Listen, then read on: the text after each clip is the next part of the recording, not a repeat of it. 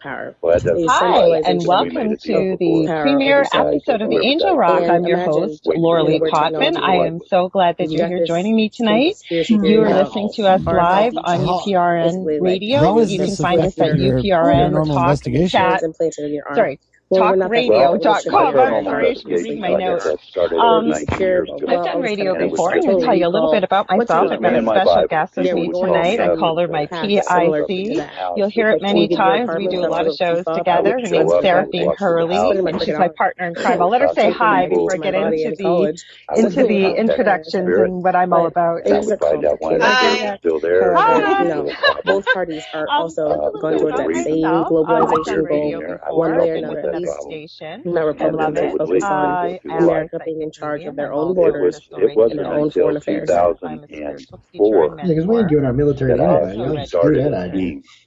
of people And going what else through Gene, it, thank can I you for tell you sending me about this myself? and post. Let that me was tell you a little because bit about people the were Polo show. starting to found it. call me We through do a Rep, little show. EVPs Wait, The show and sorry, is before about you get humans into that, evidence. achieving just That because you they positive weren't mentioned crazy. perspective and military, moving See some of the something, we won't shadow need and and military so mystery I that put because comes we together along a with also all team have of things paranormal. world people that And I democracy look at the theory, which they're paranormal teaches great people team. spectrum. They've been with when the me, like I So said, since basically from 2004. angels to They travel with me elementals, everywhere now, we can go and from they go ufology, in and they do aliens their to time scientific travel, work paranormal entities and to try to get cryptids, evidence and stuff, and then legend I and go in lore, and and take care of the examining problem. hauntings and everything in And between. I I look at what consider happened to anything me from the not only positive, like I not said, so I much do as work with the supernatural, but as archangelic realm scientific. as a psychic I medium. believe because of what Also, like happened to I me, said, and this work is with just my belief. I don't try elementals to change people's and minds some about their aliens, beliefs. all kinds of things. But I And we'll believe talk that about when a those type person of goes things. through a traumatic, I physical, and also throw in a emotional little bit of trauma, conspiracy sometimes theory. that part of the brain that Sometimes we we don't talk use, about, we've even a talked little bit about of when it. we started out with just a few little things, where you always be phone down,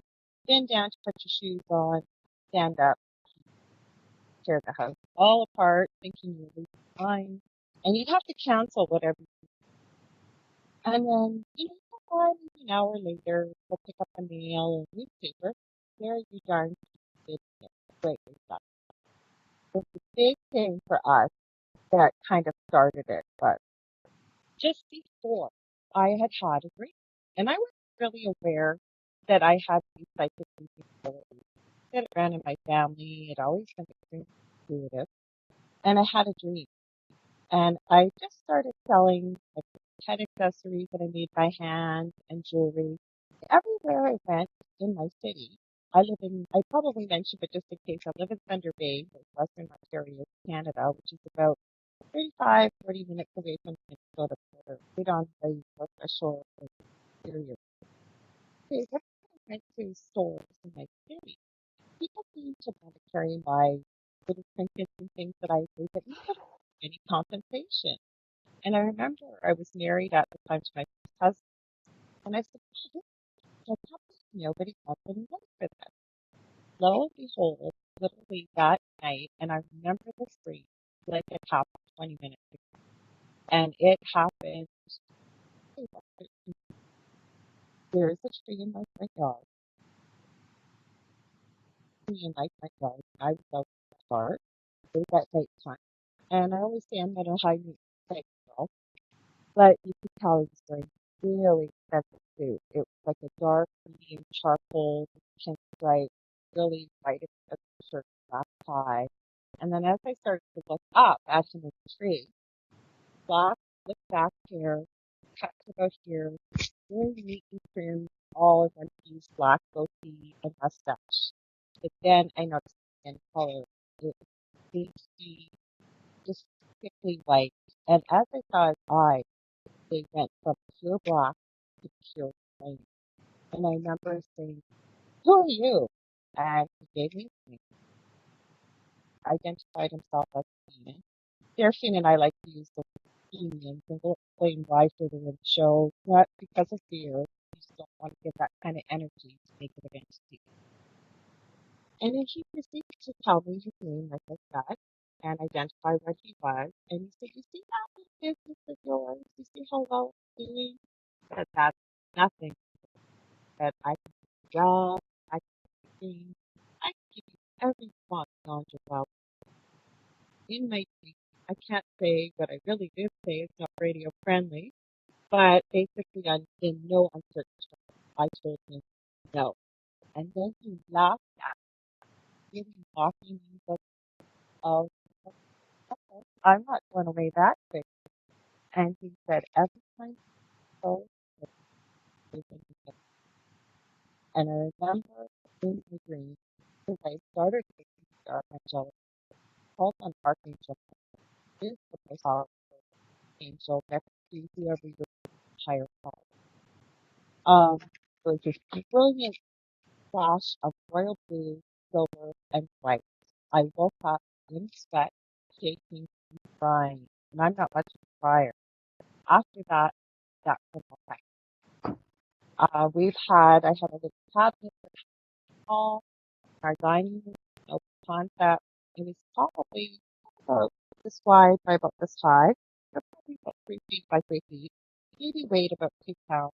Had all my treasures from my child, things that were irreplaceable. Our bedroom is down in the basement. My children were upstairs. And it was a Monday night, 11:30 at night. This resounding crash. We were running up the stairs, my old unmedicine kitchen. And we looked around and saw this cabinet of mine. It had come off the wall, and we found it in our living room about 12 feet from where it hung. So we started taking a look at things. We looked at the back of the cabinet. The hooks were still completely intact. And on the wall, the hooks were still completely intact, except the one on the left looked like it had been bent with such force. And when you look at it, and I think I've showed you this myself, right, Sarah? You can't bend it with your fingers at all. But to the left of the hook, there's about 4 feet, there's a wall. So what we surmised is the cabinet came off with such force, it hit the wall, and then somehow 3 feet below where it hung, it cut my caller ID cord, my phone cord, and my answering machine cord like it had been cut with a scalpel. So we surmised once it hit that wall, it actually flew 18 feet. And that's where it all began. So it became basically a full-time job for me to try and find help, try and find answers. And in that, I discovered my abilities as a psychic medium and how to do these things. So that's basically where we're at now, right, Sarah? We said we were going to talk a little bit about the paranormal tonight. Do you want to tell people a little bit about you? I have it written down, but I figure it'd be better from the horse's mouth, right? Right. Mm-hmm. I'm Saraphine Hurley, and I'm basically an occult historian, practitioner, a researcher, astronaut. Astronaut, right? Astronaut. I basically do all the occult sciences just to make sure that things are true, what is false, try to find everything between. Will it alchemy, or will it create something out of this, or is it paranormal? Will it paranormal? I don't know. Paranormal investigator. You're also a paranormal investigator. Yes, I've been one for very, very many years. Too many to even mention.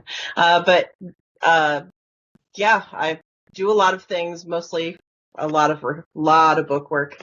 If it exists, I can pretty much tell you whether or not it does actually exist. And I'm a wealth of useless information. Well, I don't know if it's useless. Before I go further with that comment, I forgot to mention we do have a chat room too on the UPRN website, so feel free to join in there.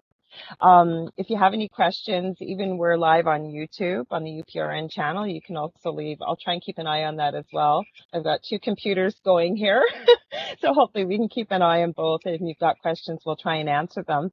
A little bit later in this show, we'll give you the call-in number too.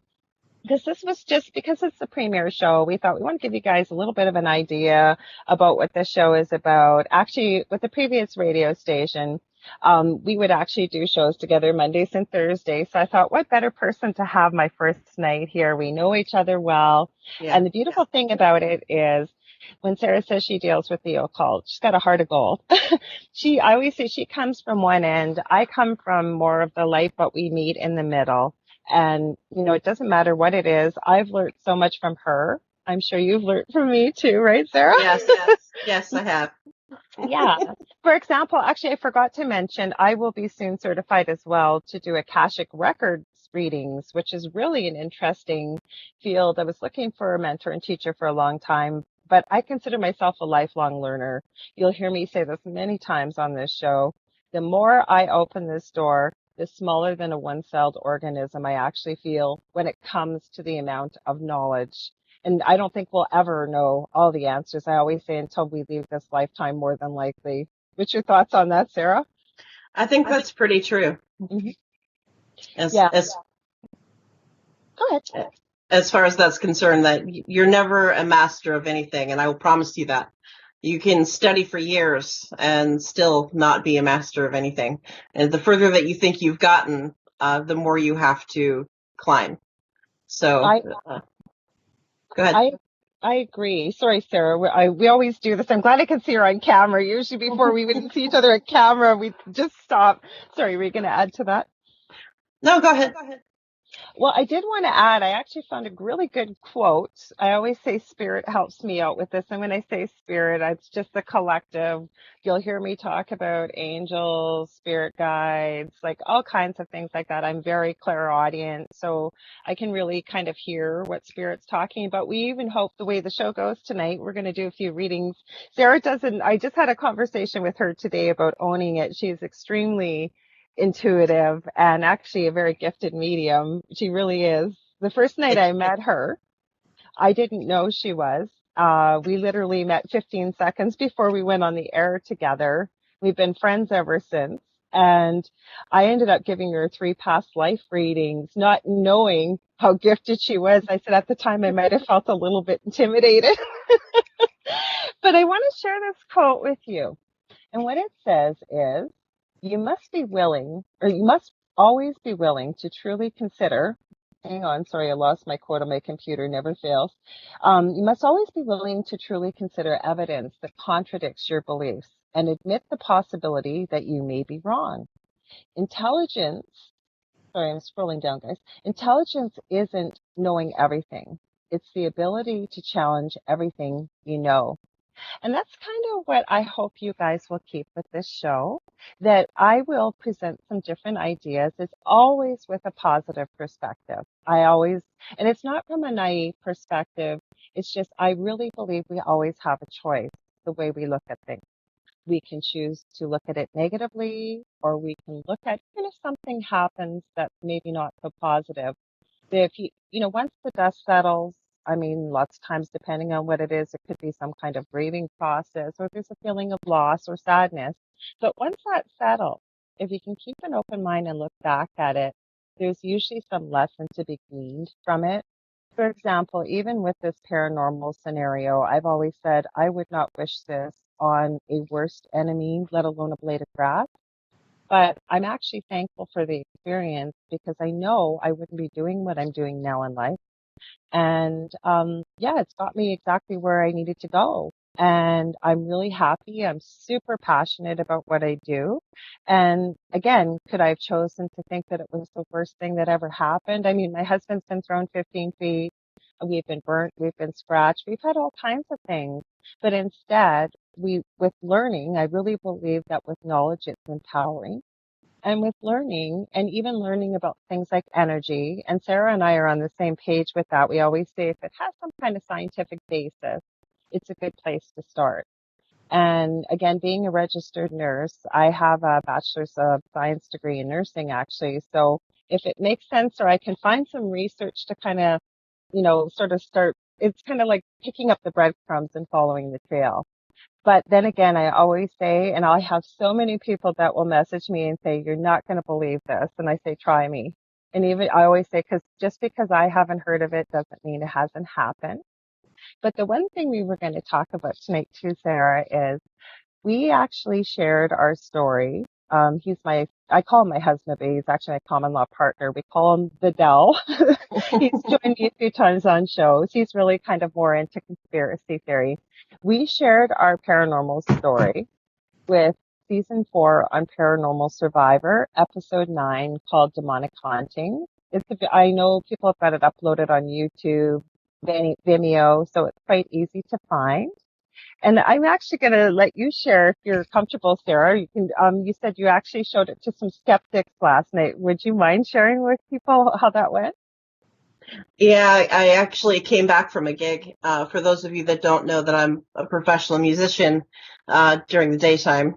Well, not during the daytime, mostly during the afternoon, evening, but during the daytime on church days. Yeah, I brought several people back because I've got musicians in my house most of the time. Mm-hmm. And two of them were skeptics because we were talking about it because my guitar player, Jeff, who's long-standing, it's like, oh yeah, did you know about Saraphine? And everybody's like, no, because my place is the place they hang out, and they're basically like, well, she has all this stuff in her house, and she does all these creepy things. I'm like, yeah, you're really selling it to him, Jeff. And Well, not I'm really like, yo, it's like, well, some people would consider what I do creepy, or what I keep in my home creepy. And so I'm showing him, talking to him a little bit, started alluding to you, Lorilei. And, well, what about this Lorilei? And so I'm like, oh, I can show you. So, you know, so season 4, episode 9, here we go. And, so they're watching it, and I'm sorry, oh, you think that's bad, but that's actually not what really happened. Do you want to know what really happened? Yeah. Well, And so I add to the story, and they're like, no, that's not really true. I'm like, no, you can actually contact her or whatever, and she'll tell you. It's like, I've known you for quite a while now. And it's like, no, the actually, if you think that the episode of Paranormal Witness is pretty bad, the actual recount of the account is pretty startling. Actually, if I were you guys, I'd actually write a book about it. Just that alone, that started it off, and stuff would be enough for a book, because people just don't realize that when you have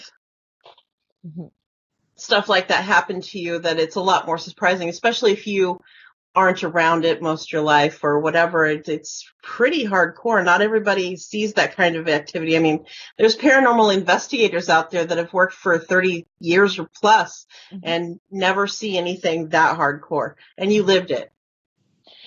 And I always said, and it's kind of famous last words. I always talk about, I do have a YouTube channel, and I haven't done the video yet, but I've taught about it before when I've been in bigger Facebook groups. And one of my lessons was, what do angel cards and tattoos have to do with each other?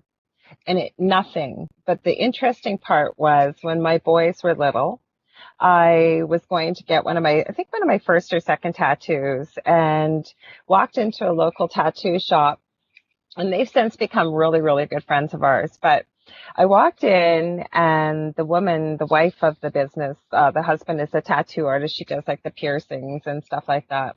And she said to me, you have two very special gifted boys. And I said, well, thank you. I said, but all children are gifted. And she said, no, you have two really gifted children. And she said, do you mind if I just try a few things with them? And I knew instinctively I could trust her. So I said, well, as long as you're not going to hurt them and I'm in the room. So she had used a bunch of crystals and different stuff. I had no idea what she was doing. But then she turned and looked at me and she said, what do you do? And I said, well, what do you mean? What do I do? I said, I'm a nurse, and I've hurt my back, so I'm not able to go back. It was a work-related back injury. And so I shared that with her, and she goes, no, I'm picking something else up about you. She said, is there anything you're ever drawn to? And I said, well, I've always loved unicorns ever since I was little. And I said, I don't know, I think angels are kind of cool. And she said, wait, I have something for you. So she ran in the back, and she comes back with this box. And she hands it to me, and she says, take it home. And I said, what do I do with it? She says, you'll know. And I said, well, when do you need it back? And she said, you'll know. And she'd actually shared with me an angel card deck. And so that was kind of my first step into this whole thing. Like I said, I was still with my first husband at the time. And I actually, at the time, the big guru, so this is probably about 13, 15 years ago, was Doreen Virtue at the time. She's since, a quote unquote, changed her mind about all the work she's done. That's another story and actually a whole show if we wanted. Oh, yeah. But I took her certified angel card reading course. And the cool thing about angels, a lot of people get really turned off and think that it's really religious. But if you actually go back through history, almost every religion, every culture has some form or version of angels. Would you not agree, Sarah? It's absolutely correct. With you being a historian, definitely. And they're non-denominational. And the cool thing about angels is that we all have them. We all have spirit guides. Whether you believe in them or not, they believe in you and they're with you. From the first time you take your first breath until you take your last and you transition, as some people call it, back home, or whatever your belief system is. I'm really respectful of that with people. It doesn't matter to me what you believe in, or I've worked with people who don't have a belief even in a higher power, and that's okay. If they come to see me, there's a reason why they're coming to see me. And so, long story short, that's how I started. I believe I've actually said this to my first husband. I think if we hadn't lived in this house, we probably still would be married. But I'm now with the Del, as we call him. I've been with him for about 11 years. And when I first met him, I just finished the angel card certification, and I said specifically to him, the only reason I'm working with angel cards is because they're all positive. I want nothing to do with the negative. I want nothing to do with anything like that whatsoever.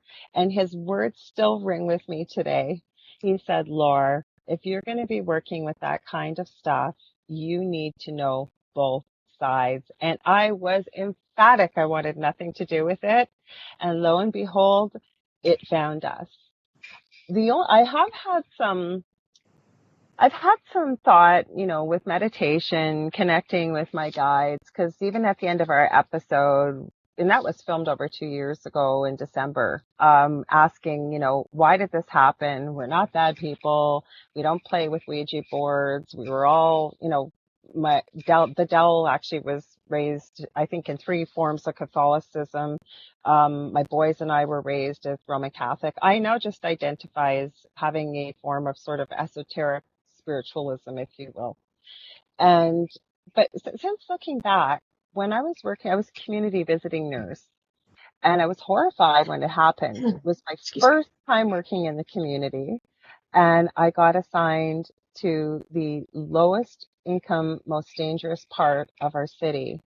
And we didn't have cell phones. So needless to say, I got one of those big honking cell phones on my own, because I only went into my office once a week. Nobody knew where I was, and the area I was working in, and a lot in palliative care, so people at the end of life, a lot of murder, a lot of suicide, a lot of drug abuse, a lot of violence, a lot of missing Indigenous women, just a really low vibrational energy type of situation. I will share with you, though, it was one of the most life-changing I have been educated in so many ways, and I'm so grateful for the experience. But I've since wondered, all my patients were wonderful, but did maybe somebody have an attachment that they didn't know, that when they passed away, it was looking for somebody to follow home? I don't know. That's what's the biggest thing I can come to, because this house actually that I live in, I've lived here for 22 years, and I've always known, the corner I'm in, I never liked it. I didn't know why. I never felt like this was my house, even though this was actually my in-laws' house. I know the history of the house and the history of the land. And from my first husband, his parents bought this house in, I think, 1965. It had 3 or 4 owners very quickly, in quick succession. None of them are alive to ask, but I'm really curious as to why so many quick owners from I think it was built 1959 to 1965. You went through 4 owners. And my first husband grew up in this house. He said they never had any activity or anything. Nothing was going on. But from the minute we moved in this house, there was always just either really bad luck or a lot of illness. You name it, it just never ever seemed to work out in your favor. And then even with the divorce, even before my ex-husband and I split up, that was when all the missing things were going on. So it was still happening. Have you got any thoughts, Sarah, ever about what might have, because we've talked a lot. You've even been punched, like you said, unfortunately, when we've talked by what's here. Any thoughts on where it might have come from or why or? I believe you have more than one thing in your home. We do. And the first time I had just met you, and I think it was the second week that we were working together, I got almost knocked out of the chair in my mother's office, and I'm like out of the blue, and I heard kind of a weird vocal tone when that happened. The other time that I got physically assaulted, I was actually here in my own office, and we were actually in the middle of talking on air when it happened, and it knocked the wind out of me. I remember you said afterwards, yeah. Yeah.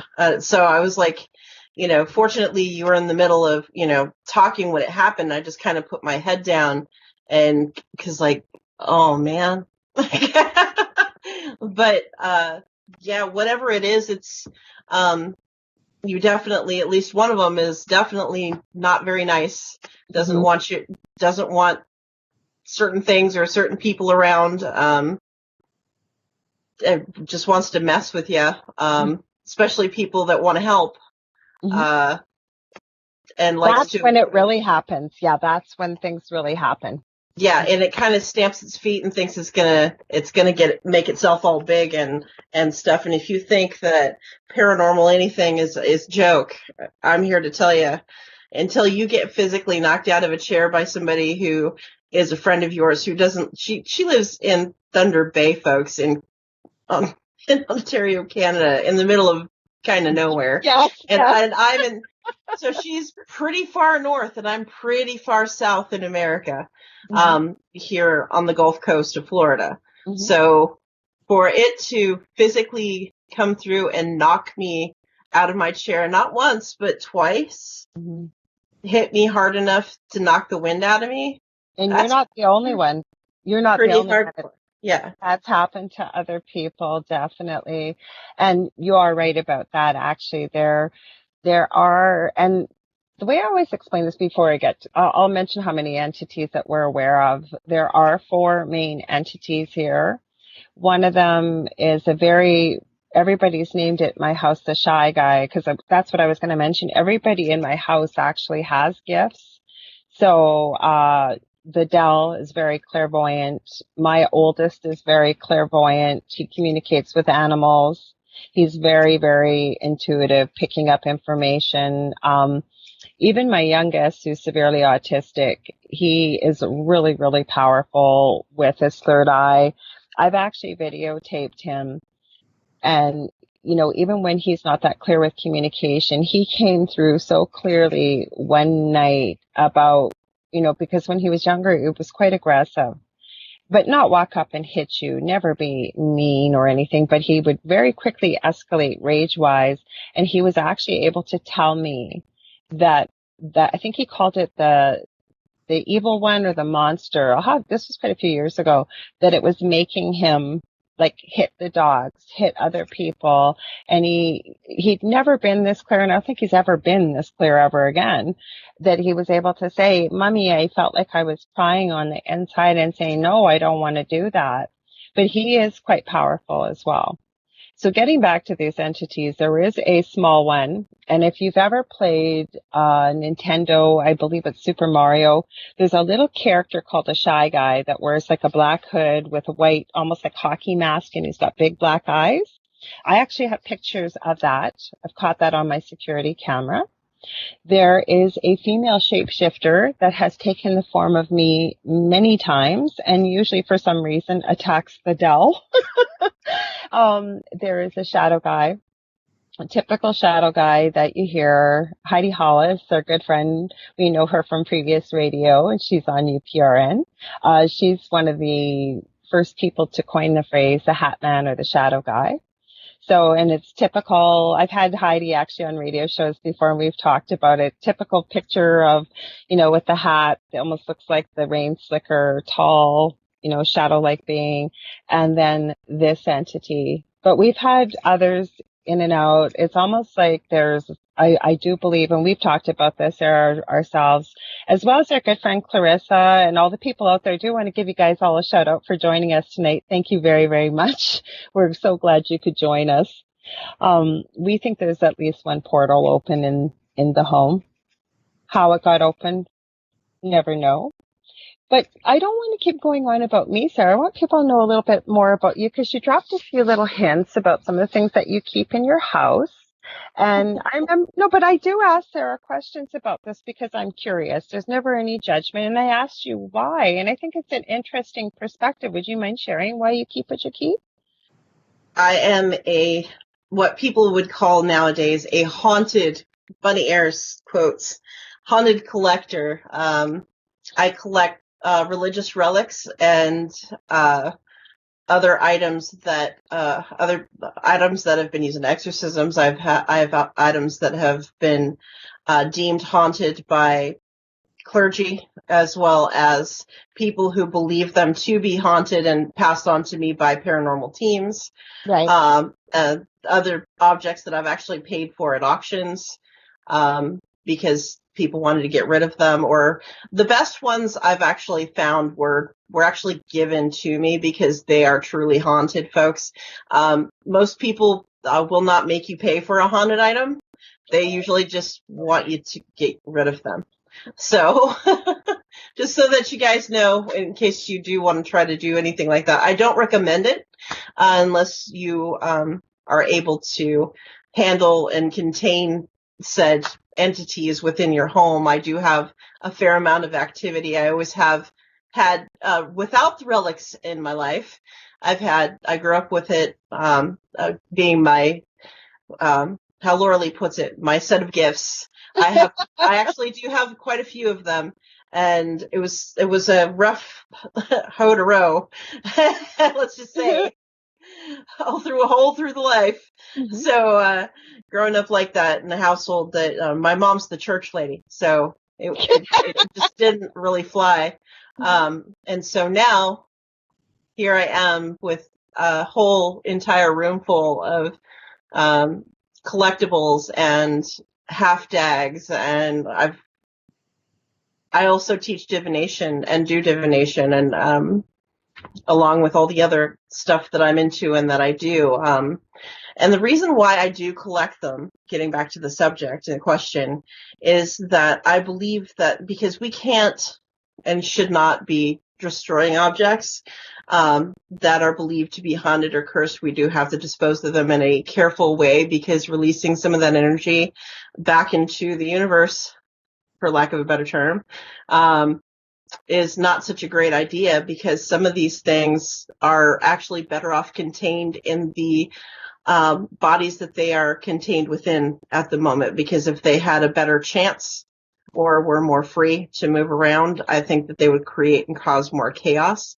And like I said, this isn't for everybody. And so with an arrow caution, it's not something that is, oh, wow, it's really cool, it's a haunted item. Some of these things in this room are actually kind of dangerous. One of the relics I just received, I actually keep by my own bedside because it is kind of on the active side, and I just don't want to put it in the room with the other naughty children so far. So does that answer the question, or should I? No, it does. But one of the things I remember you told me, and I'm going to bring it, I said, why you? Why me? Yeah, like, why you? Why do you feel like you need to take care of these things rather than somebody else? And I really loved your answer that you gave me. Do you remember what you told me? I remember. I don't know. What you said was, I feel like I can take care of these. I have the knowledge to take care of these. I'm able to keep them in a safe place, keep them safe, like you said, from going out into the universe, but be able to manage them as well.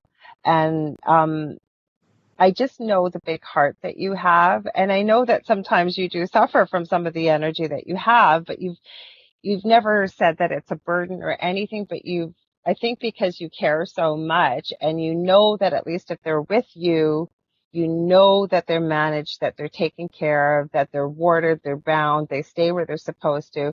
They're not disrespected. People aren't putting their hands all over them, and you're being really responsible with it. I still think it's a really big responsibility, and I have a lot of respect and really honor the fact that you've chosen to do that, because it's no joke, like you said. And a lot of people that, like I said, with the paranormal, and I know one of these times I'm going to have our wonderful station owner and producer, Joe. He was so kind. I do want to thank him, Joe Montaldo, because he did have me onto a few shows last week. I want to give a shout out to a new show coming, Frank, his show, The Farm.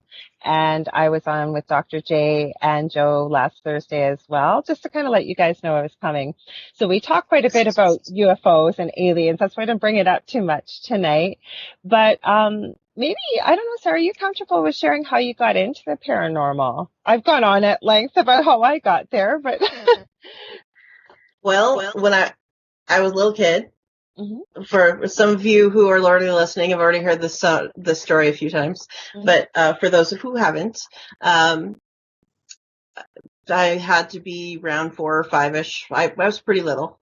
Mhm. And you know how when you wake up in the middle and you think that you're dreaming, and then you close your eyes and put your head over your covers, and then you open your eyes again and it's still there? Mhm. Well, I had that moment with a disembodied spinning head that was desiccated completely, with its mouth moving up and down. It was trying to say something to me, and this is a full size head, like it spinning, revolving very slowly, moving its mouth up and down as it spins. It must have been terrible. Every time. And every time, and this lasted, I couldn't tell you how long this lasted. And this is the first thing that I remember. There could have been more early on, but this is the first one that I really remember. And it stayed with me. And then the second one was coming across something definitely interdimensional, very tall, very, what people would think schemian-like in looks, Mhm. but very menacing, bangy, long fingernails.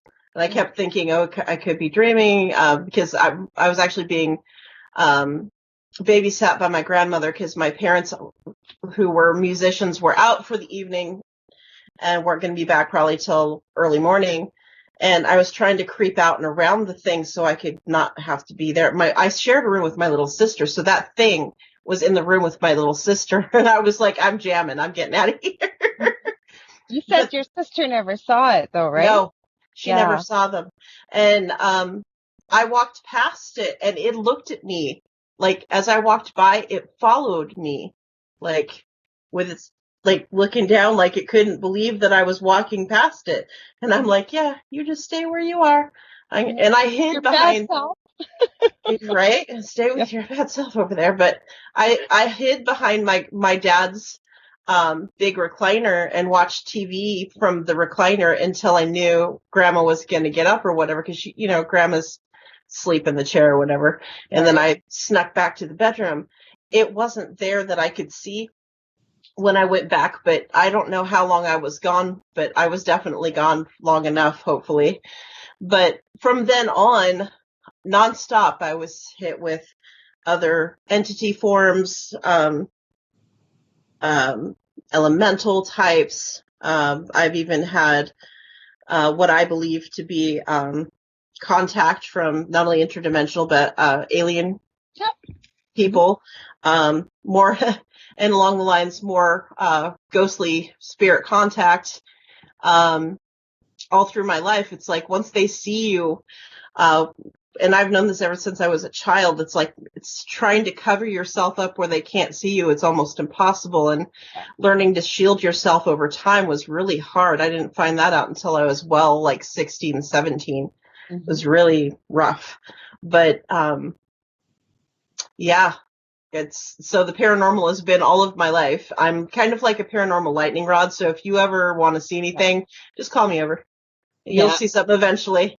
Well, but looking back, as I started to look back on my life, I remember, and I've shared this story many times to people who followed us. We lived in a house when I was about 4 years old. It's still standing, actually. So this is, I'm going to be 54 in August. So this is probably about 1969. And I remember my parents renovating the house, and my mother steamed off 39 layers of wallpaper. That's how old this house was. Wow. And back in that time, little girls' rooms, they kind of had those gauzy sort of curtains, and your bed was in the middle of the floor and up against a wall, but nothing on either side. And my dad's family, this kind of comes from a little bit with the psychic mediumship sort of stuff, but my mother does not believe in this in any way, shape, or form. And what had happened was one night there was a thunderstorm, and I was terrified, and I thought I could see this branch tapping on my window. But then I started to realize it was a claw. And exactly what you said, hiding underneath my covers. I knew that if I got out of bed and ran to my parents' room, I was probably going to get a good squat across the butt, get back to bed. There's nothing there. And I remember hiding under the covers saying, please don't hurt me. Please don't hurt me. Please don't hurt me. Please don't hurt me. I swear to God, something reached up from underneath the bed, grabbed me and pinched, not quite my little butt or tushy, I guess, a little higher.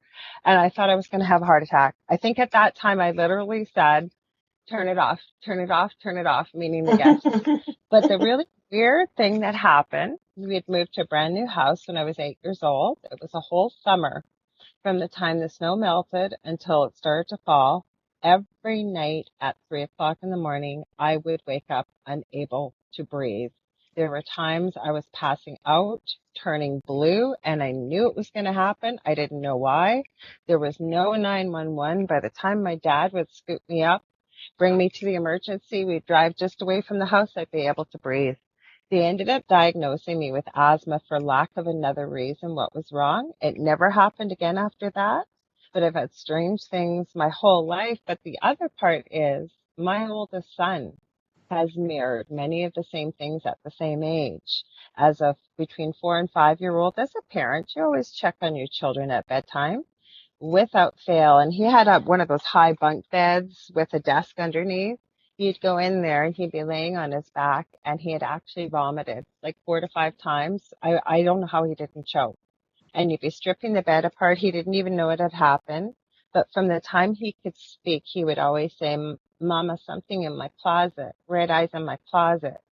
And then what was happening around the same age, between 7 and 8, we'd be upstairs watching TV, and you'd hear him in the bathroom, and he'd be choking.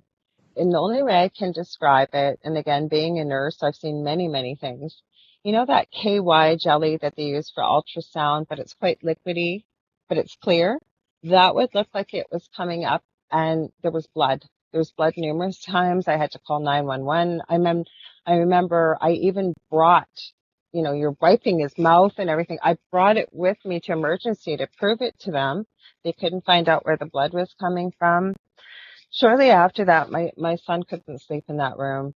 We ended up putting a futon mattress beside our bed. He still sleeps in our old bedroom of his father, and obviously I'm his mom, but my first husband, he hasn't been able to sleep in there. So I think, almost most people I don't know what your thoughts are, sir, but anybody I've ever talked to that's been involved with the paranormal, they've either had like something either with UFOs, aliens, or this type of experience. Would you agree that they're involved in it as an adult now, or as an investigator, or anything like that?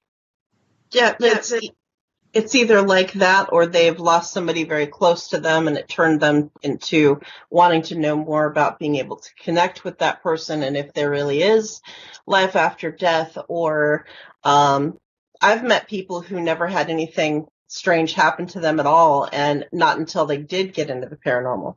It must And be the people I meet then, because every single person I have met, they usually tell me some kind of story like what we've had from being, as children. Mm-hmm. yeah.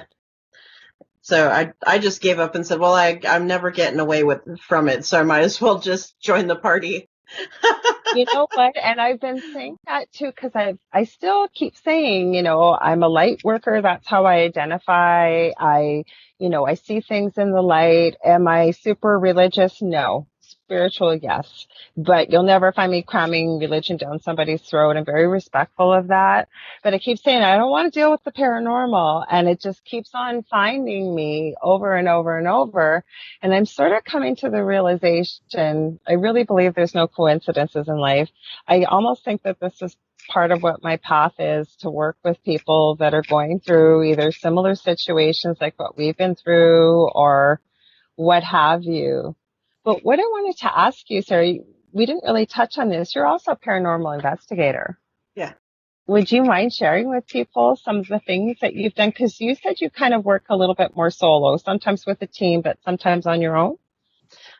Well, I started out working with teams. I originally was part of several teams through my mid to older adult life, and people tend to flake out or get scared or decide that they're going to adult instead of do more paranormal stuff, and it's hard to keep teams around. And so I either see if I can't go to a city and be part of somebody else's team, or which I do now, or I scoot around on my own, which when I'm in Augustine, I kind of do A and B. I've gone through 2 teams in St. Augustine, and I also go on my own, so I can go and see, pick up all the historic stuff and get on kind of the wavelength that I kind of want to go on in my own investigation, and then go with the people who live there, and kind of so that I'm not gleaning into other people's experiences so much, and understanding from their view once I'm actually there, and understand from my end where they could be coming from. So I'm not kind of just falling into the local folklore. I'm following kind of a trail of what I've already found, and find out whether or not there's any truth in it or not. Yeah, but that's really special, that place to you. I know we've talked about it, and we've come up with a few ideas. What are some of the ideas that resonate with you, why you might feel like you're so drawn to that area? Because there's so many places to go investigate, but you've always said you're so drawn to St. Augustine. Yeah, St. Augustine and Brighton, England, and the quarter in New Orleans. For some reason, all those places, every time I've ever been there, it's like I know it. Like every nook and cranny, or I can turn a corner and know exactly where I'm at. And and people are like, "Oh, you really know where you're going?" It's like, no, I don't. I have a theory why, but I'd love to hear. I do have a theory, and we've talked about it. But do you have any idea why, or you're just? I have a feeling it's a possibility that I was there before in a previous existence. So. It's possible. It's very, very possible, because how else would you explain that I know where I'm going, or what a place is once I've gotten into it? Actually was brought in the last time, and this last time around that I was in, and when I walked into this place that is in no way, shape, or form looks like what it actually was. It's actually an antique store, but when you walk in it, until recently you wouldn't have known. And I'm like, I looked at the lead investigator, and I'm like, this isn't where I think it is it? This isn't what I think it is. And I actually fell to my knees and was really sick to my stomach. I didn't throw up or anything, but I was pretty darn close. And I just don't like it when people do that to me. It's like, man, it was a place, well, I won't tell you where it is, but I'll tell you that it used to be a holding cell a really super long time ago, like pre-1800s. Right. And then around that time to mid, and a little after into the 1950s, there were several child murderers that used to take the children there to hurt them. Oh. Yeah, and that's the thing that got me. Between the smell and the screaming and the other stuff. Because I get not only sounds, but I get pictures. And it was really, like, not cool. Well, yeah. Oh, go ahead. No, go ahead. That's fine. No, all I was going to add to that is I really truly believe, I had this discussion with Joe actually last week briefly. I really believe we all have a sixth sense. And just like some people are born natural artists, athletes, mathematicians, it could be anything like that. You know what? Once we work on that skill, you know, like say you come in and you're a great athlete, but you've always liked drawing. If you really wanted to get better and be an artist, you know, you kind of got to train those muscles, work with it. I believe that that's kind of what works with the sixth sense. But also for people that are really acutely aware of their abilities, like you or I or anybody else, I believe a lot of us are empaths. And what an empath is, for those of you who might not be aware, we are able to pick up either smells, scents. We either just know things, we don't know why we know them. That would be clairsentience, or claircognizance. It's called clairvoyance, clairaudience, or as we refer to them, the clairs. So it's almost like we're ultra sensitive to things. Some of the classic signs of somebody that's an empath, and I've heard so many people that are aware of it will think it's a curse, whereas I like to look at it as a superpower, not with ego, but you have an instant BS detector built in.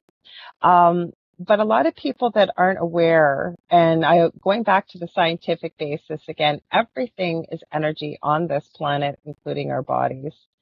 So, you know, knowing how those energy principles work and knowing how to say shield yourself and things like that, protect yourself, then you're okay. Otherwise, if you are an empath, but you're not really sure why, you may walk into a crowd or a crowded shopping mall and all of a sudden you feel maybe nauseous, or you feel like you're going to have a panic attack, or you could be picking up all this pain. You don't know where it's coming from.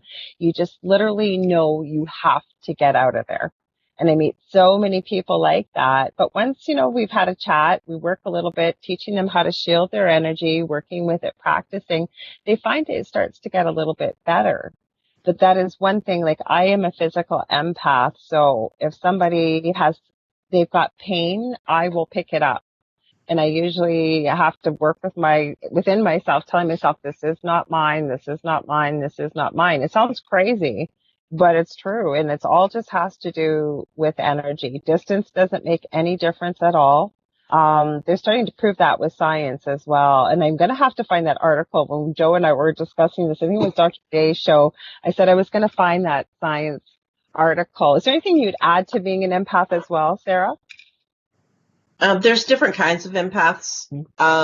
That not everyone is the same, and just because you have a panic attack doesn't make you an empath. That's true. I'm glad you added that. I forgot to add that. I'm not saying that that's what you're saying. I'm just clarifying. No, I'm glad you did. For all those drama queens out there, we're not talking about you. Well, no, sometimes they're real too, not a drama queen. Some people just get panic attacks. You're right. It doesn't mean you're an empath. That's true. Right. Or call 1-800-SARAH because it's all such straight. Or like, no, but it's true. If I walk into a crowded place, without fail, I will attract at least one person, if not more. They'll come over, they'll start telling me their whole life story, and they'll say, I don't know why I'm telling you this. I just met you. Again, it has to do with energy. They don't know why, but people feel it whether you realize or not. And even when I talk about things like auras, and I say, if that sounds too hippy dippy for you, and I keep saying one of these days I remember what show it's from. There's a guy in the scene, and it's an acquaintance, and the other guy gets too close up in his face. He says, dude, personal space. That's what your aura is. And you'll feel it right away, depending on how well you know the person. It's almost automatic. If someone gets too close, you'll start to back up. That's all it is. It's all energy. That energy of, if you don't back up out of my bubble, I quite possibly punch you in the throat. Well, if you're a violent person, or you Close talkers. Uh, well, there's people like that. There's people, and I never understood this as a little kid. I'm not a touchy-feely person. I never understood why. Again, you could just not be a touchy-feely person, but for myself, it literally would feel like an electric shock to me. Somebody would touch me, and it was one of my pet peeves. You'd be talking to someone, and they were a really touchy-feely person. You know, they talk to you and grab your arm, and that would just instantly make me. Even now, I'm getting goosebumps thinking about it. And I've gotten better at managing it. And it's not that I don't enjoy, a hug from somebody that I care about or whatever, but it's just with strangers. And now I know why, because it's so hard to explain. But if you do have these kind of abilities and someone touches you and you're not ready for it, like I said, not just the electric shock, sometimes you'll get their thoughts, you'll get all kinds of things. So again, we knew we were just going to talk about a variety of topics tonight. Is there anything else you wanted to add to the paranormal? Because we had talked while we're chatting. One thing I do want to ask, if you're in the chat room, I'd love to hear if you guys have had anything like deja vu before. You've been to a place you've never been. You're wondering, like, why does this happen? Why do I know my way around? Maybe you've had some experiences like this. We'd love to hear it. And in a few minutes, we were thinking we might open up the phone lines. And if you have a question for Spirit, we'd love to do a quick one question reading for you. So just want to make sure we didn't miss anything we were going to touch on tonight, Sarah. Anything you can think of? No, I was just going to add about the hugging thing. When you're sensitive, the reason why I don't really like being hugged is I don't want your spiritual cooties. I just don't. I don't want your karma. I don't want your dogma. I just no. Yeah. I've never been a touchy-feely person, and over time I realized that's why. It's just because so many people, you don't realize it's not being a germaphobe. It's the things that some people carry with them, like I remember mentioning just a little while ago, like overly dramatic people. That can be passed on to people, the drama. And it's this very spiritual thing. It's very caustic and noxious. Well, you're right about that, because I didn't want to keep going on and on about all these things I have, but I'm also a medical intuitive. And I really, really believe, and again, remember, I come from a big pharma background to be even dealing with all this energy healing and stuff.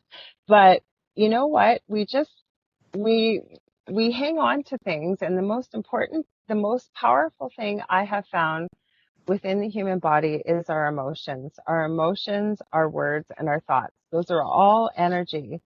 So you're absolutely right. Like things like lower vibrational, I guess, emotions, we call them, anger, sadness, jealousy. You may have heard the term a psychic vampire, or someone that's really, really just negative, loves to gossip. Nothing is ever good in their life. We all know those people. Their glass is always half empty instead of half full.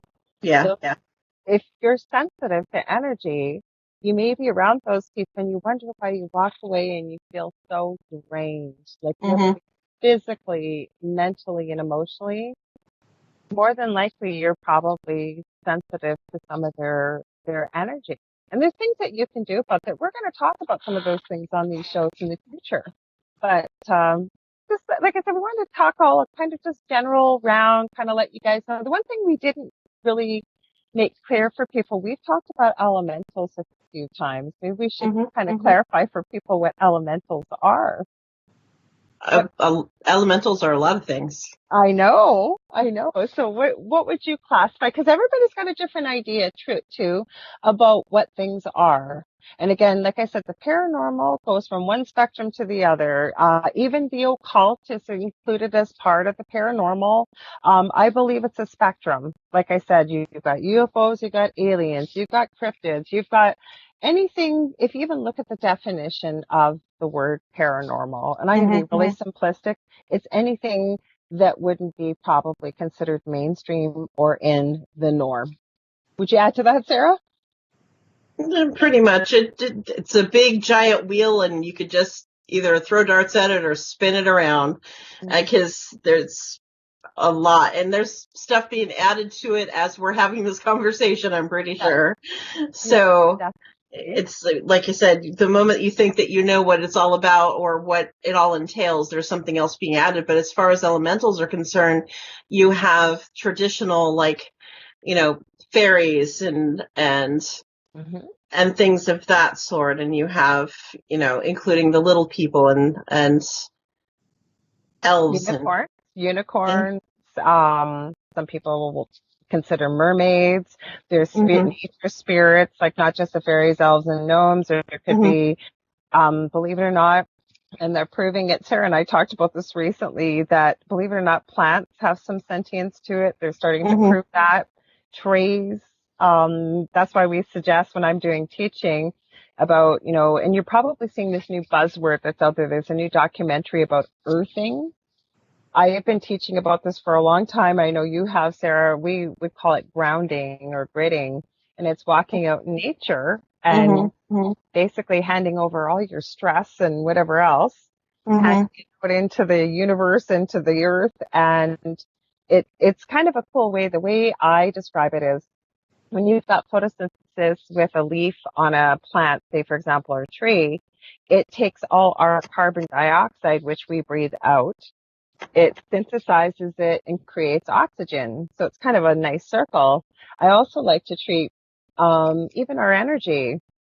When we've got stress or anger or all these lower vibrational energies I was talking about in the way of emotions, it's almost the way it's been shown to me and described is the earth is meant to kind of soak up those kind of energies and then put out some more positive energy. So I always liken it to photosynthesis.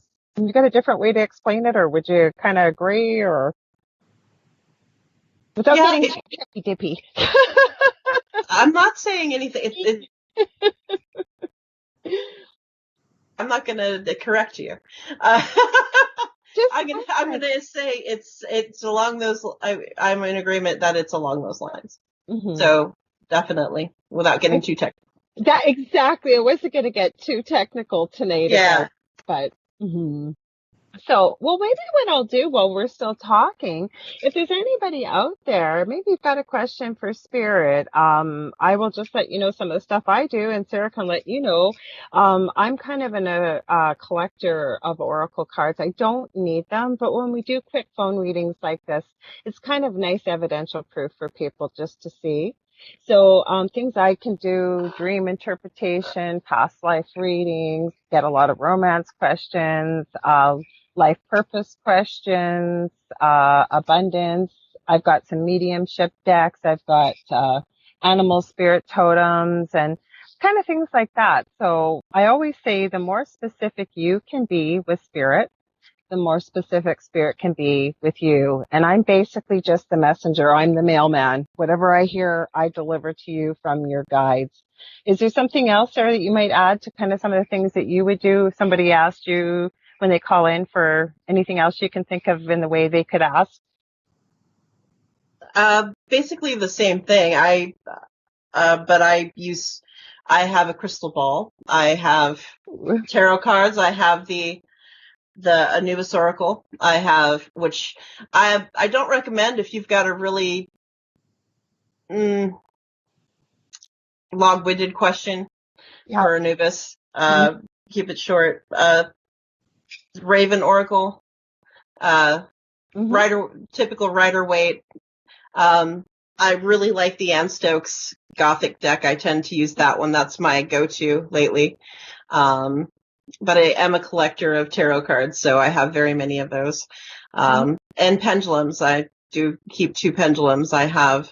Absolutely. I have my traditional quartz, and I have an azurite. I'm going to check our questions here. Sorry. Azurite? Oh, cool. Yeah.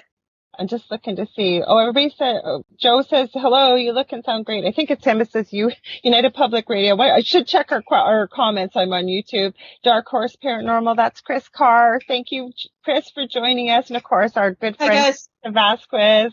Mr. West says, hi, how's everybody doing? So,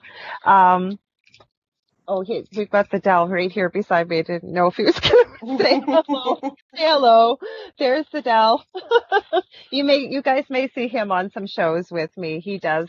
Usually when we're talking about UFOs, aliens, conspiracy theory, he's kind of my go-to guy that I usually join in. And if you don't know what a pendulum is, what about the new James Bond? We're not talking about the new James Bond. He's been up in arms about that. Have you seen, Sarah?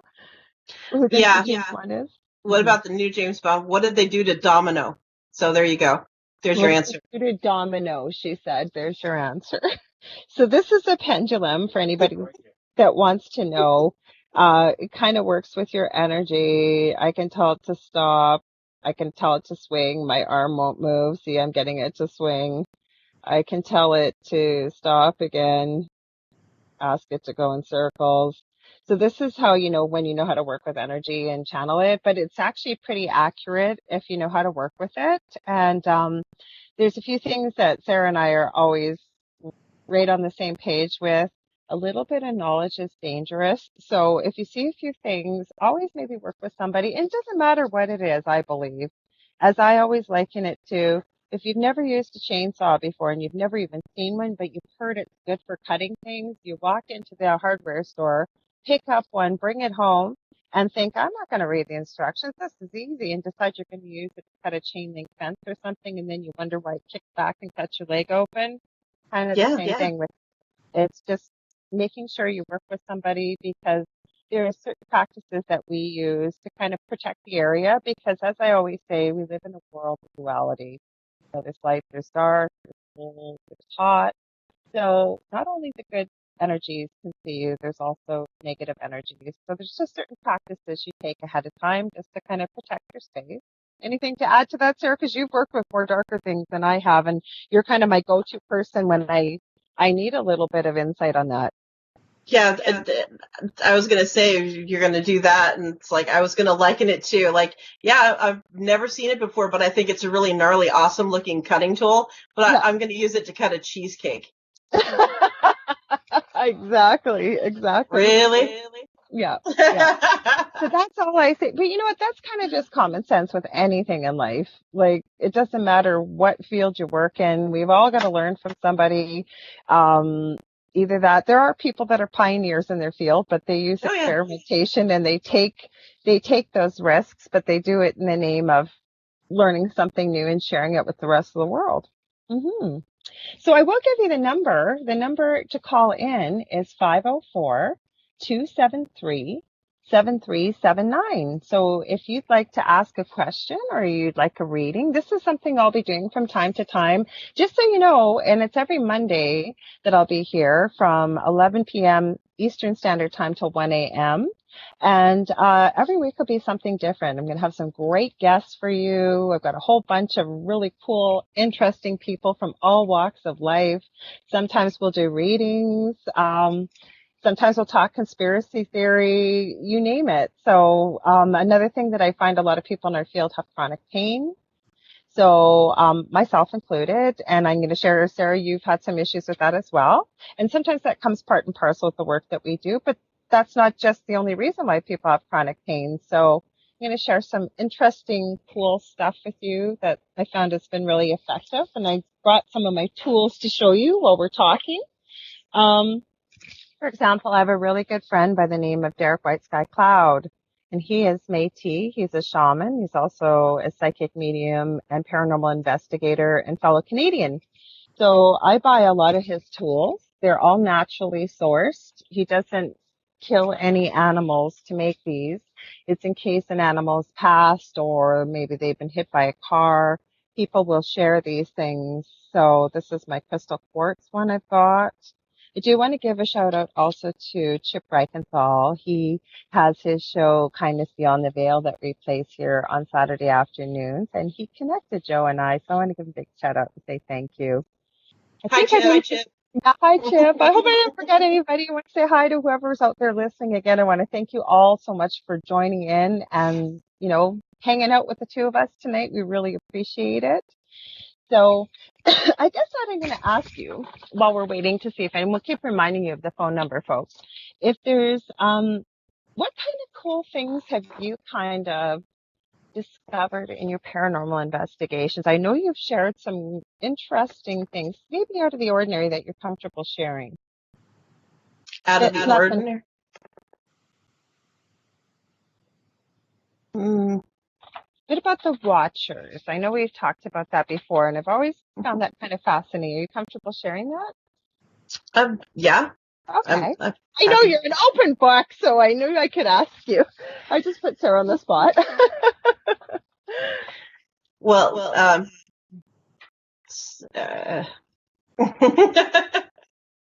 when I first saw one of the first Watcher, I was actually at a Beltane evening with some of my Wiccan friends. I am not a Wiccan, obviously, but I do have lots of friends who are Druids and Wiccans, and so I was celebrating with them, and somebody had noticed that there was something lurking around. It had been for several months, and we had been hanging around, and we're like, well, there's a bunch of us here now. Do we want to try and see if we can't clear it out? And I'm kind of walking around the house like, I don't know if we should really try to do anything with this. And when we got out to it, the thing became so large that it was actually as large as the top of their roof. And they lived in a 2-story Victorian home. And it was just kind of standing there. And picture something that looks a lot like Jack Skellington, except for a lot more menacing and very old. And you kind of get the idea that you probably don't want to get too close. And that was the first one. I won't tell you the rest of the story. It's kind of long. But over time, I got to see that one again, and then another one. In the second time that I met it, it kind of seems like a male energy, but I don't like gender assigning. So I'll just say he, for lack of a better term. Sure. Let me know that they call themselves the Watchers, and there's 4 of them. I've seen 3, was told this last trip to Augustine almost was going to see 4. So I saw the 3rd one and felt the 4th. And I can tell you that it just seems like something is going to happen. I don't know what it is, but something is going to happen. We're either going to get I'm not going to say doomsday or anything like that. I'm just going to say it's something really big, either spiritually or something big in the paranormal world that's going to open people's eyes up or something, unless something else happens to kind of block it. Right. But I just seeing these things, and it's if you ever see one, you'll know it because they don't tend to hide. They tend to really make themselves known, and they can be pretty much anywhere. But I've met them since I was in my early 20s, and now that I'm not in my early 20s anymore, that's been a while. So yeah, I think that other people have probably seen or felt them, and they just probably haven't identified them with the same name. I know that I can't remember, one of our other friends had identified it the same way. It was me. Well, I know it was you. Yeah, you got me to do. Yeah. No, but somebody else as well. Okay. Yeah.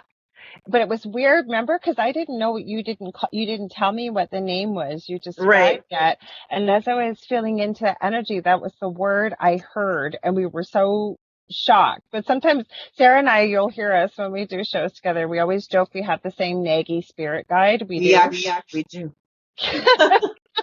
And I heard this and I said, I don't know if this is going to resonate with you, the Watchers. But it also leads me to believe, you're going to hear me talk about this. I don't have a lot of time to watch TV, but if I'm going to watch TV, I love the show Supernatural.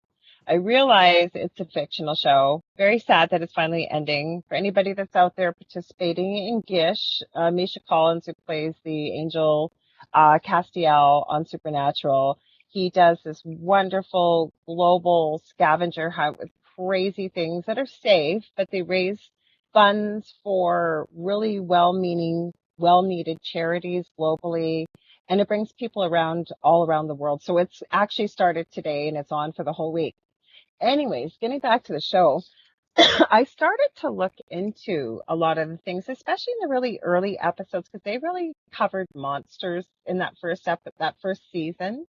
But as I went through the way the storyline went, a lot of the lore and legend that I've found, and I've looked up quite a few things, they actually base a lot of it on what I've seen is the research out on whatever it may be.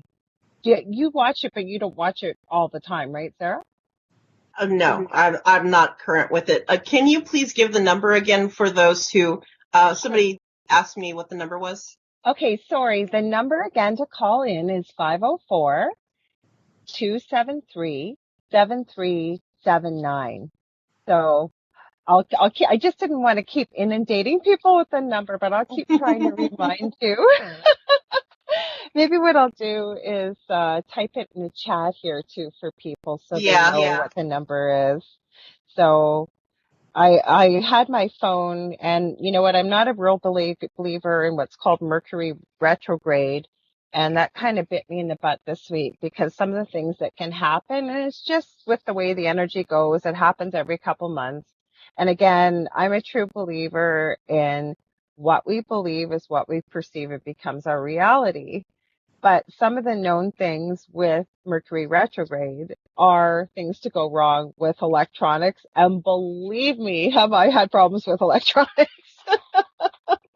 I'm actually using my spare iPhone because my other one, without fail, even last week too, every time it was time to, join Joe when he was introducing me to the network, my phone would go out.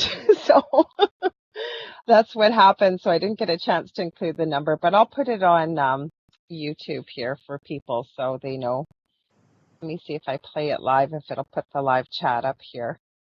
I'll try and add it down here. Let's see. Hopefully it'll show up. I'll put it. Let me see the number to call in. Sorry, guys. So was there anything else that you've run into, Sarah, at all while I'm typing here in the way of parent? Because you've had some really unusual things that have happened and experiences. And speaking of me writing a book, and actually I am writing a book about our paranormal experience. I'm actually writing 3 books. Quickly, before I type this, is the first one's going to be written sharing our story with our journey through autism. But also, and unless you live it, you don't think about it. But over 30 to 35 years ago, it was 1 in 10,000 boys. Depending on where you live, it's now 1 in 48 boys that are born with the autism, autism spectrum disorder. So it's basically sharing our story, but a self-help perspective for parents, what's worked, what hasn't. Then the second book is the paranormal, kind of the same type of perspective. But the third one, I'm going to be collecting stories of nurses, first responders that have been there when somebody's passed over and the really beautiful experiences that they've actually witnessed when somebody has crossed over. Anyways, go ahead, Sarah. So is there anything else that you've, because I know you've had all kinds of cool things happen. Oh yeah, that's why I'm like, you say, talk about something cool. It's like, what, I think all of it's cool. Like reaching your head up into a space that you're not so sure of, and because everybody's so chicken. And yes, paranormal investigators get scared. So if they didn't, there's something wrong with you if you don't have some fear in you. Because some of the places that we end up aren't necessarily safe sometimes, for you to go too high up or whatever. And I'm tall. For those of you that don't know, I know a lot of people already know, some of you don't, but it's like, so you're gonna pick the tallest one to go stick her head up inside the attic and whatever. And I'd seen this, I saw this white flash, and then you know how like a camera flash goes into your eyes, and then you can't see anything. And then as I opened my eyes back up and I'm trying to gain sight, I had this thing coming towards me, and it seemed like it was like had kind of the face of a woman, but more twisted. And it was crawling towards me on the beams of the attic. And I'm trying to get somebody to back it up so I can back up out of the thing. And they're like, oh, I'm going to pass up the camera so you can take a picture. I'm like, no, you're not. Get back. Let me out of here. Let me out. Let me out. Back it up. It's like, yeah, I really want to get a picture of this, but at the rate that this thing's coming at me, I don't want to know if it can like grab my face. So let's back it up a little bit. But once we backed up, though, legitimately, that thing, everybody else saw that weird lightning flash that happened that was like a camera flash, and felt like air, like a burst of cold air come running down that ladder after me. Ooh. And it's like, whew, I didn't want to be up there when it hit me, so I'm glad that it's like, okay, if you guys don't back up, I'm jumping. Well, just so we know, if Joe's listening, we do have somebody that's trying to call in. Chris is trying to call in, so I think that's probably where you've seen they were asking to repost the number. So I will repeat it again for anybody else listening. The number to call in is 504-273-7379. Our night has gone by so quickly. It's already 12:32. Sarah and I are both in Eastern time zone. So it's gone by so quickly. But you know what? I love doing this. I love having a guest, even when I don't have a guest, just to be able, because there's nights actually where, you know what, say somebody, then people get changes in their schedule or whatever at the last minute. But there's been lots of times we just had call-ins for readings, or you know, maybe I've even walked people through meditation with my old radio show, and then you'll hear us talking about ghosts and entities. Like I said, I'm all over the place with this show, but it's always a positive perspective. I'm going to remind people of that. It's not to scare people, because I'm a firm believer that knowledge is empowering. I really, really do believe that a lot of people don't realize too that things like fear, anger, sadness, jealousy, things like that. That's, as I've explained it to my son with autism. Oh, sorry, I'm just reading this message. Anyways, as I explained it to him, that's basically food to these lower vibrational entities. The things they hate are love, happiness, joy, laughter, having a good time, having a party over in the house with your friends, putting on a comedy movie, your favorite music they love to rock out to that makes you feel good. The other thing I'm going to add too, the reason why I call this show The Angel Rock, like I've mentioned numerous times, I work with the archangelic realm as well as many other, spirit guides. You'll hear me call it spirit. I love rock music. I love crystals. I love skulls, as I'm wearing skulls tonight. I'm not a goth girl, but it just kind of fits. So that's why it's called The Angel Rock. Sorry, was Chris messaging you too? I think he's trying to call in, he said. Well, it might be, let's see, I'm just listening to, did you read his message too, by any chance? We've got a friend that's trying to call in, so. No, that's when I asked if there was.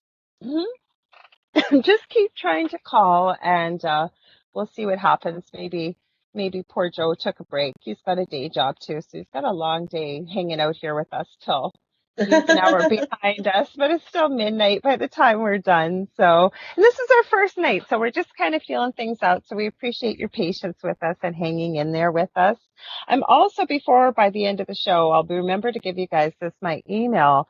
But if there's something you guys want to see on this show, or you've got an idea for a concept, a guest idea, anything like that, there is a UPRN Facebook page, radio. I'll start again. UPRN Radio Facebook page. I believe they're on Instagram as well. I'm also on all social media platforms too. So yeah, if there's something you want to see, sometimes it's even talk about numerology, astrology, and then like I say, you might hear us talking about the latest conspiracy theory. So you're going to hear all kinds of things on this show. Oh yeah. I would love to hear more about your crystal ball. What do you use that for our listeners so they know? I know what it's for, but just if there's anybody new to that prospect or wondering a little bit more about it. Well, it's not a rubber duck. Okay, it's not a rubber duck. It wouldn't be fun in the bathtub. Yeah. Well, that depends on what your idea of fun is. Mm-hmm. But I use it for scrying. It's a divination tool used for quite a long time. Not a new concept. A lot of people use it very differently. I use different ways of scrying into it, tempering it, things like that. I'm looking at it while I'm thinking of different ways that I use it. I actually have it on a special stand that I got. Actually, I bought from my mother. It's actually angels. Wow. Now, when you said tempering and scrying, a lot of people might not know what that means. So the tempering just means that you're like calibrating or getting something ready for a different kind of procedure a different kind of purpose that you're going to use a tool for. So like, let's say I'm going to use an ITC device. I usually will test it in my house and play hide and seek and see if it can find the item or which item that it's picking up on. So you give the crystal ball, you'll ask it to look for, or you'll ask the ITC box? I'm saying that I calibrate everything that I use. So like if I'm using an ITC item or whatever, I will use, like with my crystal ball, I will temper it in a different way to use it in different ways. So like to test it, like let's say I'm going to use it in the dark by candlelight, I will temper it with fire. So, or I will temper it with different oils because I do for a different reason at a different time or different phase of the moon, for different kinds of scrying. And then the hide and seek you were talking about. I was trying to picture what you were doing with the hide and seek. The ITC hide and seek? Have you ever tried it? Oh, yeah. No, I don't use ghost boxes in my house for obvious reasons. And not just ghost box, but other items that are electronic. I've used them to test them or whatever, even when I'm on locations, just to make sure that the devices are working properly, making sure that I'm getting correct information, because they don't always give you correct information. That's true. It's kind of like Google Maps. So turn right here and you're going to turn into a concrete wall. Yeah, kind of thing, right? Right. Or off the pier. Yeah. Something like that. But, no, like with my last, box session where I was like trying to figure out, which object, it's kind of like I Spy with the spirit box. Oh. And I actually have something that was made for me, and it's actually an owl's claw that has a quartz crystal about this big and about that big around. Ooh, It's that's beautiful. It's a 9-point. Really, really neat. It was given to me. It's a very, very powerful object. Is it shaped like a Merkaba, or it's just got 9 points on the crystal? I'm trying to picture it. It was actually hand dug by the person who made the object for me. Wow. Very, very powerful. It's only ever been in my hands and the person who dug it out of the earth. I want to say hi to Kristen Johnson. She's joining us. She said from Purple Raven Paranormal here. Welcome, Kristen. I'm glad you're joining us tonight. Sorry, we said hi, Kristen. Sorry, I couldn't hear you. Okay. Just my hearing.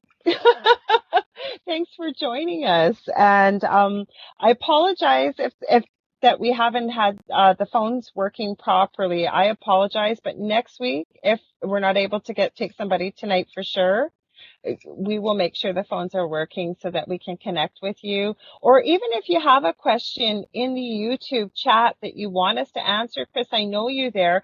Feel free to type it, because even though we might not get a chance to talk to you, we can certainly still answer it. So that's so cool. You know what? Because we talk about, Sarah and I can talk for hours. Same as with Clarissa. There's a whole group of us. Chris is a good friend of ours, Joe, and Kristen. I hope you join us further so we get to know you more, and we're glad you're here. And anybody else that's tuning in, I know there may be people tuning in right from the link into the radio station. So thank you for joining us. We really do appreciate it. So you said that makes sense if you said tempering it with fire, if you're going to be working with fire. I get it because there's lots of different earth elements that we work with. And I agree with you because even I know, for example, you have to clear your cards and imbue them kind of with your energy. And the way you kind of know, like I don't let anybody touch my cards, and that's up to the person that does readings. Yeah. For me, I want it with my energy because I'm going to be using my energy and your energy. Some people will let you touch them, but that way I know when I have to recalibrate them is when I'm either getting really crazy wonky answers or that's usually when, or say, it's been a while since I've used them or whatever it is. Everybody kind of has a different way they clear things too, or again, I think it's all about intent, belief. What would you add to that, Sarah, being you're a mentor and teacher yourself? Everything is intent. Mm-hmm. Right down to getting up in the morning and deciding what you're doing for the day, setting your intent. And that's including if you're the hardcore Christian to somebody who doesn't believe in anything, your intent sets your mood for the day. So if you wake up in a crummy mood and stay that way, it's because you didn't set your intent. It's like you decided to pull your emergency brake, let's say. The moment that you got up, you weren't grateful for even being groundside. You just got up and were grouchy, and that's just how you're starting your day. Well, sorry about it, but if you like people, this is kind of a bone of contention. This is a tarot rant. So people who come and ask diviners questions and they ask them the same questions over and over again, expecting different answers. It's like, if you don't clear off your front porch and expect us to give you a different answer, it's not going to happen. My cards don't tend to lie to me. They're going to keep telling you that you need to do the work that we've asked you to do. And if you don't choose to do that, because you're a person of free will, you can do whatever you need to do. But if you come back to me or go to lore and try to get a different answer, or you keep, hopping around trying to find somebody who's going to tell you what you want to hear, you're never going to get where you want to go. Divination is a tool to find out where you could be. It's a light on your path. It's not the outcome. Mm-hmm. Yeah, I agree. And I also tell people two things. Once in a while on my Facebook page, I will go live. I will, do a free one question reading so people can see how I work. And I actually had one person last week. It was first time. And, at first it said, yeah, that's a great reading. I totally understand. And as we went a little further, for whatever reason, said, that was totally useless. It didn't help me. So the first thing I said to her, and I say to most people usually, she kind of popped in late. I usually say this at the beginning. No psychic or medium is 100% accurate. And if they tell you are, I would use extreme caution because we're human. None of us are infallible. But the other thing I like to tell people too, and Sarah's absolutely right, because we've seen people do this, go from one reader to another reader to another reader. It's happened with us. And they're expecting a different answer. And surprisingly, they get the same answer. And we haven't talked to each other. It's coming from your guides. The other thing to remember is the only other time I've got a little wonky answer sometimes is you've asked a question. Say you've asked about romance or something, and you get a message from a loved one, because usually Spirit will guide me even to what decks to use. And you know what? It has nothing to do with the question. But sometimes it's a message that your guides really feel you need to know. It's imperative. Or sometimes they'll give you a message that means absolutely nothing now, but say a week from now, a day from now, a month from now, you're like, holy cow, that's what that message meant. And it happens often. So that's the other reason why I kind of started the show with always be open-minded. Even maybe if it doesn't resonate with you, or, maybe it doesn't go with your belief system, keep an open mind, because we don't all know everything. And I will tell you, I am a completely different person than I was, say, 5 years ago, 7 years ago. Yep. Our belief systems change, our points of view. What else would you like to add to that, Sarah? Because we talk about this often a lot privately as well. Yeah, each day, I mean, looking forward, I encourage you all to look within yourselves to see something that you could improve, even just that day. It's like, even if it's just one small thing I mean, if let's say you woke up on the wrong side of the bed, find something to be happy and grateful for. You know, you may feel like your life is crummy right now, but it doesn't have to suck. That's all up to you. So a divination is not going to clear out your karma. You have to do that. So in order for us to help you, you have to help us help you. Well, we have a question actually about divination, and I think Joe popped up a meme because we heard from Chris. Oh my God, Lorilei, the picture of the shower meme. I can't see it. I'll have to blow it up and look at it after, but it looks pretty funny. Something with feet and looks like a crystal or soap between. But Chris asked a question, and thanks, Kristen. She said she definitely is going to follow and sub. I really appreciate that. Thank you. So Chris says, and I'm sorry, guys, I'm not in the chat room. Next time I will make sure I've got both chat rooms so I can flip back and forth. But this is on YouTube. So if you want to, that's the one I'm able to read right now. So if you're listening live and you want to pop over, there's a live chat room there.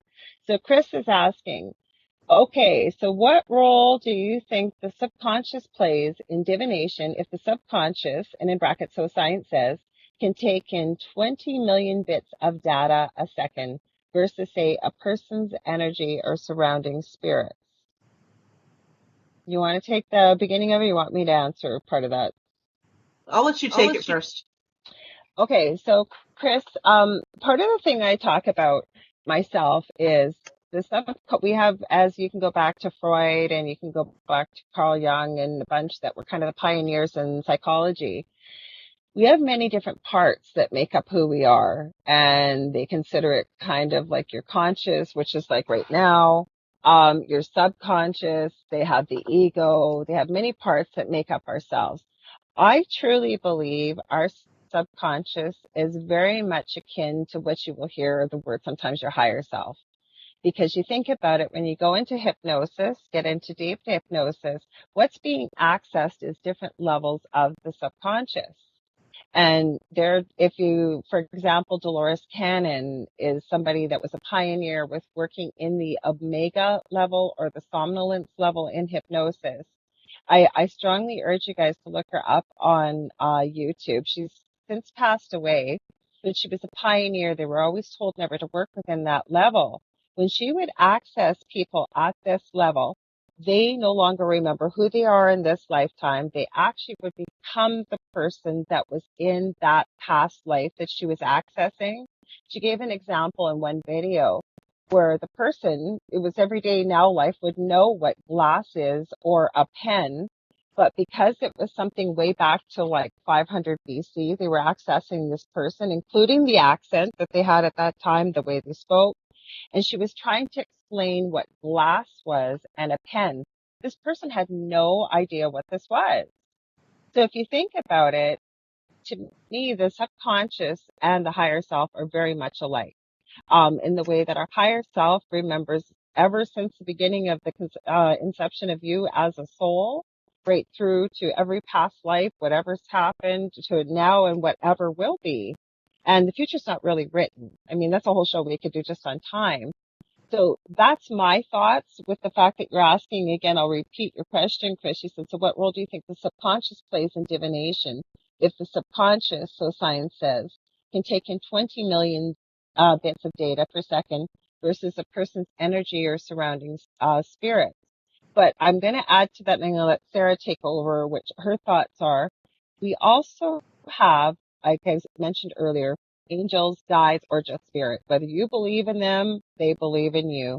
They will not interfere with you, though, unless you give them permission, because we have all been granted the gift of free will, and they respect that. So if you want your guides to play a bigger role, or you want to know who they are, connect with them. You don't even have to say it out loud, but you do need to give them permission. You know, I want to work with my guardian angel. I give you permission to work with me. I give you permission. Who are my spirit guides? I want to know who you are, and so on and so forth. What would you add to that, Sarah, with the fact that with Chris's question? Well, as far as the subconscious and the higher spirit level, With divination.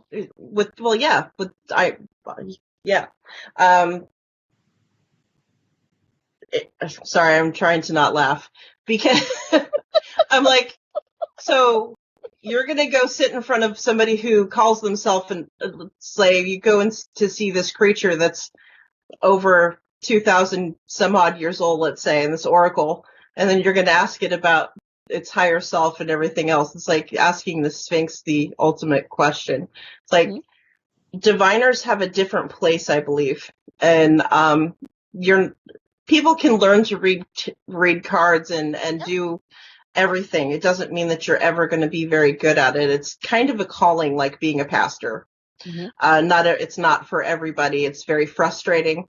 I actually learned from my own grandmother, and that I believe that it's not any part of my higher self that actually calls to the cards. I actually believe that it's part and parcel. When I talk about my cards, they're charged, man. And I feel you can actually feel the energy off of, like, especially two of my decks, that has nothing to do with my outer self and, at all. So if you add the elements of myself into that, and then I start shuffling the cards, thinking about the person who's asking the question or the question I'm looking for the answer to, there you go. I don't believe a lot of my subconscious has anything to do with card counting. I agree. Or if you want to say that I'm capable of card counting, because every time I take my decks out, they're reshuffled and they're re-oiled and all this other stuff. They're recalibrated and all that other.